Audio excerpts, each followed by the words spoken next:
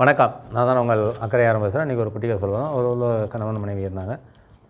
இளம் தம்பதிகள். அவங்களுக்குள்ள சின்ன சின்ன தகராறு வந்துகிட்டே இருந்தது. உடனே அந்த மனைவி வந்து கோச்சிக்கிட்டு அவங்க அம்மா வீட்டுக்கு போகிறாங்க. அவங்க அம்மா வீட்டுக்கு போகிறாங்க. அவங்க அம்மா வீட்டில் அம்மா இருக்காங்க, அண்ணா இருக்கார். அதுக்குள்ளே அந்த விஷயத்தை அவருடைய கணவர் சொல்லிட்டாருங்க. இது மாதிரி ஒன்றும் இல்லை பிரச்சனைகள்லாம் அவங்க தங்கச்சி வந்து இது பண்ணிட்டு வராங்க. ஏன் அங்கே உட்காந்துருக்கா, அதை எடுத்து வைக்கலையான்னு கேட்டேன். அதுக்கே அவங்க உடனே சண்டை போட்டு, நான் எங்கள் அம்மா வீட்டுக்கு போகிறேன்னு வராங்க, கொஞ்சம் புத்திமதி சொல்லி அனுப்புங்க, அத்தைக்கிட்டையும் சொல்லுங்கள் அப்படின்னு அவருடைய மைத்துனர்கிட்ட சொல்லுவார். அதுக்கு அதில் இவங்க வந்துடுறாங்க. வந்து தான் அவர் கேட்குறாங்க, என்னம்மான்னு. இல்லை, அவர் ஒரே என்னை இந்த வேலை செய்ய அந்த வேலை செய்யன்னு தொல்லை பண்ணிக்கிட்டே இருக்கார்.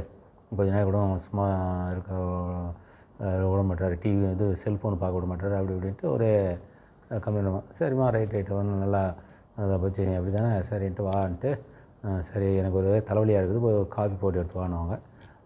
உடனே போவாங்க, காஃபி போட்டு எடுத்து வருவாங்க. எடுத்து வந்து சூப்பராக அந்த பொண்ணுடைய அண்ணனும் அம்மாவும் நல்லா சூப்பராக இருக்குது காஃபி, நல்லா இருக்குது, நல்லா போடுற அப்படின்னு பாராட்டுவாங்க. அவங்க அதை பெருமிதமாக இது பண்ணிக்கிட்டு அப்படி இருப்பாங்க. அவங்க கொஞ்சம் நாள் ஆச்சு. உடனே போயிட்டு வெஜிடபிள் பிரியாணி நல்லா பண்ணுவான் தங்கச்சி, உனக்கு தெரியல, இப்போ பண்ண சொல்லுவாங்க. உடனே தங்கச்சிக்கிட்ட கூப்பிட்டு நல்லா வெஜிடபிள் பிரியாணி பண்ணணுவாங்க. அப்போ எல்லாம் காய்கறிலாம் வாங்கி இது பண்ணி ரெடி பண்ணி வெஜிடபிள் பிரியாணி பண்ணுவாங்க. வெஜிடபிள் பிரியாணி பண்ணி உடனே அம்மாட்ட கொடுப்பாங்க. அம்மா ரொம்ப சூப்பராக இருக்குது, பையன்கிட்ட பெருமையாக சொல்லுவாங்க, பாரு பொண்ணு நல்லா செய்வான்னு சொன்னால, நல்லா செஞ்சுருக்கா பாருன்ட்டு அதையும் பெருமையாக சொல்லுவாங்க. அந்த பொண்ணுக்கும் இன்னும் பெருமிதமாகிடும். அப்படியே இது பண்ணுவாங்க. அப்புறமா மறுபடியும் அந்த வீட்டெல்லாம் பெருக்கு அப்படின்னு சொல்லுவாங்க. வீட்டெல்லாம் பெருக்குவா.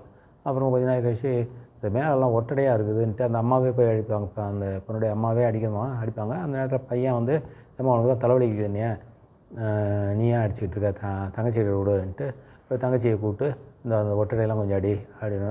அதாவது வந்ததுலேருந்து இவங்க ரெஸ்ட் எடுக்கலான்னு தான் வந்தாங்க, அங்கே வேலை செய்ய சொல்கிறாங்கன்ட்டு. இங்கே வந்தால் இங்கே அதோட பல மடங்கு வேலையை கழிச்சே இருந்தாங்க.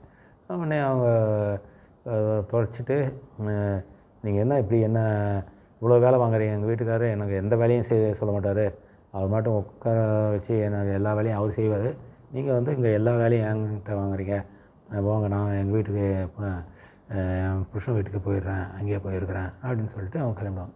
ஸோ இந்த விஷயங்கள்லாம் இவங்க திட்டம் போட்டு செஞ்சது தான்.